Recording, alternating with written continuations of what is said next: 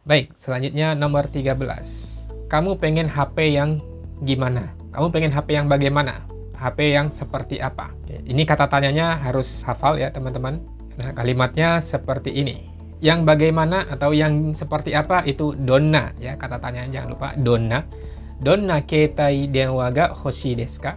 Ya, handphone itu keitai denwa atau keitai aja juga nggak masalah. Kalau mau nyebut smartphone, sumaho juga bisa ya. Donna sumaho ga hoshii desu ka? Jadi bebas mau pakai yang mana. Intinya di sini penggunaan hoshi ya dengan partikelnya ga. Donna keitai denwa ga hoshii desu ka? Untuk bentuk biasanya donna keitai denwa ga hoshii, tinggal dinaikin saja nadanya ya, desnya dihilangin. Ya, hoshi jangan lupa ini merupakan kata sifat i ya. Jadi kalau negatif nanti jadi hoshi kunai. Kemudian kalau lampau jadi hoshi kata. Ini juga salah satu materi di bab 12 dan 13 ya. Bentuk lampau dari kata sifat itu kan pakai kata. Kalau negatif ya kunai. Baik, misalnya jawabannya pengen HP yang ringan dan besar. Nah, ada dua kata sifat di sini, ringan dan besar. Oke, pertama besar itu oki dan ringan itu kan karui. Nah, untuk menghubungkan dua kata sifat ini menggunakan bentuk kute.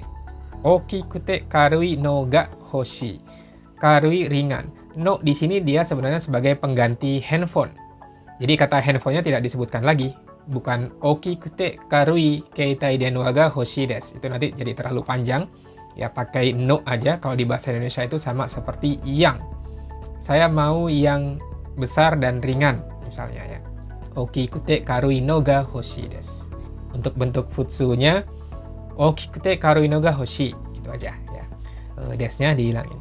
Selanjutnya nomor 15, misalnya si A bertanya, kamu pengen beli apa? Ini saya rasa gampang. Membeli kaimas. Ingin membeli, bentuk tai ya. Nani o kaitai desu ka? Kalau tadi hoshi itu keinginan untuk benda, ini tai keinginan untuk kata kerja ya. Kaitai ingin membeli. Kamu ingin beli apa? Bentuk futsunya nani kaitai. Ya, partikel o-nya biasanya dihilangin. Ya, nani kaitai, pengen beli apa? Ini lebih simple ya untuk yang bentuk futsu. Nah, misalnya jawabannya saya pengen beli laptop baru. Ya, laptop itu pasokong ya, baru atarashi. Pengen membeli ya yang tadi gitu ya, kaitai. Jadi jawabannya atarashi pasokong o kaitai desu. Saya pengen beli laptop baru. Atarashi pasokong o kaitai desu. Untuk bentuk biasanya atarashi pasokong kaitai. Ya, o-nya tidak digunakan nggak masalah. Atarashi pasokong kaitai. Desnya tidak perlu digunakan. Oke, seperti itu untuk yang nomor 16. Berikutnya misalnya kita nawarin, mau saya bawain barangnya? Nah, ini menawarkan bantuan terhadap orang lain. Membawa jangan lupa ya, mochimas ya bahasa Jepangnya. Nah, untuk menawarkan bantuan ini polanya adalah mashoka. Misalnya barang itu kan nimotsu ya. Nimotsu wo mochimashouka. Mau saya bawain barangnya, untuk menawarkan bantuan kepada orang lain ya. Nah, untuk bentuk futsunya, bentuk casualnya ini memang belum dipelajari di Minano Nihongo 1, baru ada di Minano Nihongo 2 ya. Bentuknya itu seperti ini. Nimotsu motoka. Jadi moto, motsu menjadi moto. Ini untuk menawarkan ya, bentuk masho-nya. Jadi bentuk masho ini kan sopan. Kalau dia casual itu menjadi moto. Nanti di Minano Nihongo 2 teman-teman akan mempelajari perubahannya. Misalnya ikimashoka menjadi ikoka, kaimashoka menjadi kaoka. Itu ada caranya untuk merubah bentuk kata kerja dari bentuk kamus ke dalam bentuk yang seperti ini ya. Baik, selanjutnya tolong jemput saya di bandara. Oke, ini untuk minta tolong ya. Minta tolong jangan lupa, yang sudah belajar pasti tahu polanya te kudasai ya untuk minta tolong. Nah, selain itu harus tahu kata menjemput dan bandara. Ya, kalimatnya menjadi seperti ini. Kuko made mukai ni kite kudasai. Sekali lagi, pakai made. Ya, tolong jemput saya di bandara. Kuko made mukai ni kite kudasai. Mukaeru itu jemput. Ya, tolong datang jemput saya. Ya, kata sayanya di sini tidak disebutkan kalau dalam bahasa Jepang ya. Karena sudah jelas. Maksudnya yang pengen dijemput ini ya si orang yang ngomong ini gitu ya. Kuko made mukai ni kite kudasai. Tolong datang jemput saya di bandara. Ya, pakai pola ni kite kudasai, datang untuk jemput. Ini sama kayak tadi ni ikimas ya. Penggunaan made juga jangan lupa. Nah, untuk menerjemahkan kalimat seperti ini, jangan dibiasakan apa yang tertulis terus diterjemahkan ke dalam bahasa Jepang gitu ya. Misalnya karena ada di bandara, terus di kepala kita kukode atau kukoni gitu ya, yang artinya di. Mungkin di awal teman-teman masih berpikiran seperti itu ya, tapi perlahan-lahan harus diperbaiki ya. Maksudnya ketika meminta tolong seseorang untuk pergi ke suatu tempat, misalnya ke bandara, ke stasiun ya, itu seringnya digunakan made. Kenapa pakai made? Karena si orang yang jemput ini dia harus pergi dulu ya sampai ke bandara. Makanya kuko made mukai ni kite kudasai. Berikutnya untuk bentuk futsunya kuko made mukai ni kite kudasai ya, bentuk biasanya, bentuk casualnya cukup kite aja. Tapi biasanya kalau casual bisa ditambahkan akhiran ya. Misalnya kuko made mukai ni kite ne. Terus bisa juga kuko made mukai ni kite kureru, kite kurenai. Ya, kalau teman-teman sudah belajar bentuk te kuremas, ya, itu juga bisa digunakan ya. Variasinya nanti bisa bermacam-macam.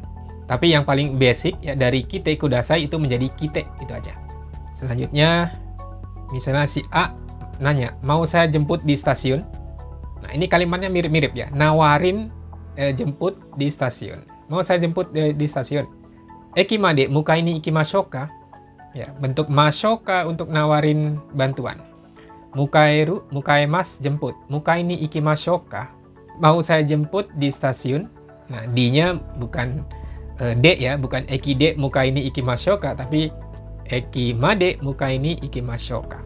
Karena tadi untuk jemput dia harus pergi sampai ke stasiun ya. Eki made mukai ni ikimashou ka. Untuk bentuk biasanya eki made mukai ni iko ka. Ikimashou menjadi iko. Ya, ini yang baru dipelajari di Minano Nihongo 2 ya. Kalau belum belajar, nanti teman-teman akan belajar di bab 32 atau 33 ya, sekitar bab situ. Perubahan ke bentuk seperti ini gitu ya. Ikimashou menjadi iko. Ini bentuk ajakan sebenarnya. Baik, misalnya si B jawab seperti ini. "Nggak usah, nggak apa-apa, saya bawa mobil." Untuk menolak seperti apa? Teman-teman harus tahu cara menolak nggak usah, nggak apa-apa gitu ya. Kalimatnya seperti ini. Kuruma de ikimasu kara daijoubu desu. Ya, untuk bilang nggak usah nggak apa-apa pakai daijoubu desu ya. Kekko desu juga bisa. Ya, intinya untuk menolak nggak usah. Saya bawa mobil. Nah, saya bawa mobil ini kalau nerjemahin ke dalam bahasa Jepang jangan diterjemahin apa adanya. Membawa terus pakai kata mochimasu. Bukan seperti itu ya. Jadi bisa seperti ini. Kuruma de ikimasu kara daijoubu desu. Karena saya pergi pakai mobil, jadi nggak usah. Untuk bentuk biasanya kuruma de iku kara daijoubu. Ikimasnya jadi iku. Ya, daijoubunya ya daijoubu aja tanpa des. Kuruma de iku kara daijoubu. Nah, ini juga bisa ditambahkan daijoubu dayo misalnya gitu ya. Kuruma de iku kara daijoubu dayo. Akhiran itu cukup penting ketika digunakan dalam percakapan sehari-hari ya. Itu harus ada waktu sendiri untuk mempelajari gimana penggunaannya ya. Selanjutnya kalimat minta tolong. Tolong kasih tahu cara menulis kanji ini. Kasih tahu. Ya, kasih tahu itu bahasa Jepangnya apa? Ya, ini ya teman-teman harus tahu karena sering digunakan dalam kehidupan sehari-hari. Kalimatnya seperti ini. Kono kanji no kakikata o oshiete kudasai. Oke, kono kanji, kanji ini kakikata cara penulisan ya. Oshiemas, oshieru selain mengajar artinya juga bisa memberitahu ya. Oshiete kudasai tolong kasih tahu. Nah, untuk bentuk biasanya kono kanji no kakikata o oshiete ya, oshiete aja ya. Belakangnya mau ditambahin apa bisa ya. Kono kanji no kakikata o oshiete kureru, oshiete kurenai. Jadi setelah te-nya itu bisa ditambahkan akhiran atau diubah ke ungkapan lain lagi ya, seperti te kuremas atau te kureru gitu ya. Kalimat berikutnya, karena sedang turun hujan, saya nggak kemana-mana. Hujan sedang turun. Bahasa Jepangnya kurang lebih seperti ini. Ame ga futte imasu kara doko mo ikimasen. Ame ga futte imasu. Sedang turun hujan. Kara ya karena ya. Ame ga futte imasu kara doko mo ikimasen. Saya tidak pergi kemana-mana. Ini kalimatnya menyesuaikan aja. Kalau misalnya teman-teman pengen bilang, saya nggak pengen pergi kemana-mana, doko mo ikitakunai desu gitu ya jadinya. Tapi kalau kalimatnya saya nggak kemana-mana, ya doko mo ikimasen, itu aja. Untuk bentuk futsu, casualnya, ame futteru kara doko mo ikanai. Misalnya ditambahkan kata ima di depannya, ya ima ame futteru kara doko mo ikanai. Doko mo ikitakunai. Ya, seperti itu juga bisa. Futteimasu menjadi futteru. I-nya biasanya tidak dibunyikan gitu ya. Futteru aja. Bukan futteru tapi futteru. Futteiru juga bisa ya. Selanjutnya, misalnya si A bertanya, sekarang kamu di rumah lagi ngapain? Ini lagi ngapain. Jadi bentuknya harus bentuk sedang ya. Sedang itu te imas. Kalimatnya seperti ini. Ima uchi de nani o shite imasu ka? Ya, uchi de di rumah, nani o shite imasu ka? Melakukan apa atau lagi ngapain ya. Sekarang kamu di rumah lagi ngapain? Bentuk futsunya, bentuk casualnya ima uchi de nani shiteru? Ya, o biasa dihilangin ya. Shite imasu menjadi shiteru aja. Tadinya kan shiteiru, i-nya tidak dibunyikan ya. Jadi cukup nani shiteru. Ima uchi de nani shiteru. Ini juga dalam percakapan bisa berubah ya, bermacam-macam bentuk. Kalau teman-teman yang suka nonton anime atau nonton drama ya pasti pernah dengar nani shiteru no, nani shiten no. Ya kayak gitu juga sama ya. Nah, intinya nanya, apa yang sedang kamu lakukan? Kamu lagi ngapain? Misalnya jawabannya lagi bersihin kamar. Membersihkan. Dalam bahasa Jepang disebut soji. Ya, kamar, hea. Kalimatnya menjadi seperti ini. Hea no soji o shite imasu. Hea no soji itu bersihin kamar gitu ya. Hea no soji o shite imasu. Jadi sedang atau lagi bersihin kamar. Bentuk biasanya hea no soji shiteru. Ya, ima hea no soji shiteru. Kalau misalnya ditambahkan kata ima di depannya, yaitu itu sebagai opsi saja. Tidak pun nggak masalah. Hea no soji shiteru. Berarti dia saat ini lagi bersihin kamarnya. Satu lagi jawabannya misalnya lagi nggak ngapa-ngapain. Ya mungkin dia melakukan sesuatu tapi ya nggak ada hal yang khusus gitu ya, nggak ya lagi santai aja misalnya gitu ya. Nah dalam bahasa Jepang itu bisa seperti ini, toku ni nani mo shite imasen. Toku ni itu bisa berarti terutama atau khusus, spesial gitu ya. Nani mo shite imasen kan nggak ngapa-ngapain. Ya jadi maksudnya ini dia tidak melakukan hal yang khusus. Nggak lagi bersih-bersih, nggak lagi rapi-rapi, nggak lagi main game. Sama kalau di bahasa Indonesia kita bilang nggak ngapa-ngapain, ini kan bukan berarti dia nggak ngapa-ngapain gitu ya. Bisa aja dia lagi santai, ya, tapi kita jawab nggak ngapa-ngapain. Maksudnya ya tidak ada hal yang khusus yang saya lakukan gitu ya. Ini di bahasa Jepang bisa seperti ini. Toku ni nani mo shite imasen. Dalam bentuk casualnya, toku ni nani mo. Bisa nani mo titik-titik-titik gitu ya, tidak dilanjutkan. Toku ni nani mo shitenai juga bisa ya. Kalau shite imasennya diubah ke dalam bentuk biasa, toku ni nani mo shitenai. Ya, atau toku ni nani mo gitu aja cukup. Dalam bahasa chatting biasanya toku ni nani mo titik-titik-titik itu udah cukup gitu ya. Maksudnya saya nggak lagi melakukan apa-apa. Ya. Jadi seperti itu untuk latihan menerjemahkan kita kali ini. Ya gimana teman-teman, ada yang sesuai atau ada yang sedikit berbeda?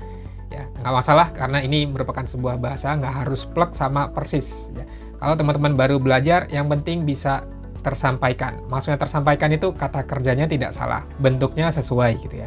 Partikel memang penting ya, tapi dalam percakapan juga ada beberapa partikel yang bisa dihilangkan. Jadi partikel itu juga penting, harus dipelajari, tapi yang jauh lebih penting dari itu adalah hafal kosakata. Ya, kalau teman-teman kosakatanya aja nggak hafal, otomatis akan kesulitan ketika membuat kalimat gitu ya. Oke, baik. Jadi seperti itu untuk materi hari ini. Terima kasih buat teman-teman yang udah nonton sampai akhir. Kita ketemu lagi di video berikutnya. Sampai jumpa. Mata.